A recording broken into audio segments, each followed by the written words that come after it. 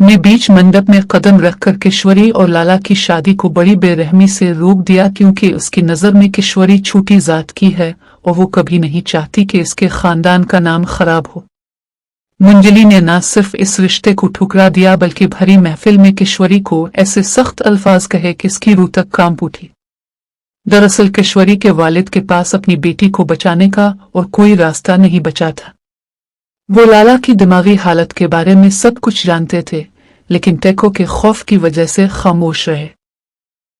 किश्वरी के वालिद ने इसे साफ लफ्जों में खबरदार कर दिया था कि अगर वो टेको के हाथ लग गई तो वो इसे भीड़ बिक्री की तरह नोच खाएगा। उन्होंने यहाँ तक कह दिया कि इससे बेहतर है तुम जहर पी लो या फिर जो मैं कह रहा हूँ वो मान लो।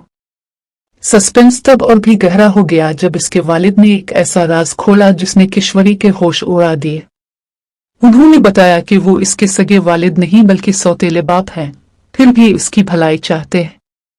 बेबस किश्वरी को जब कोई रास्ता नजर नहीं आया तो उसने लाला से शादी के लिए हाँ कर दी। किश्वरी के वालिद ने जल्दी में लाला की मां को फोन किया और इसी वक्त शादी करने का दबाव बनाया। लाला की मां ने जैसे तैसे कपड़े और जेवर पैक तो कर लिए, लेकिन सबसे बड़ी मुश्किल थी मंजली की नजरों से बचकर निकलना।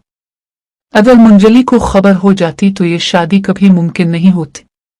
लाला ने अपनी चालाकी दिखाई और पूरे घर में धुआं फैला दिया, जिसका फायदा उठाकर वो और उसकी मां घर से भागने में कामयाब हो गए। मंदिर में जब शादी की रस्में शुरू हुई तो किश्वरी के दिल में बार बार यही सवाल आ रहा था कि बगैर कुछ जाने समझे वो इस अनजान शख्स से शादी कैसे कर सकती है। इससे ये बिल्कुल नहीं मालूम था कि लाला दिमागी तौर पर बीमार है और उसके वालिद ने ये सच इससे छुपा रखा था।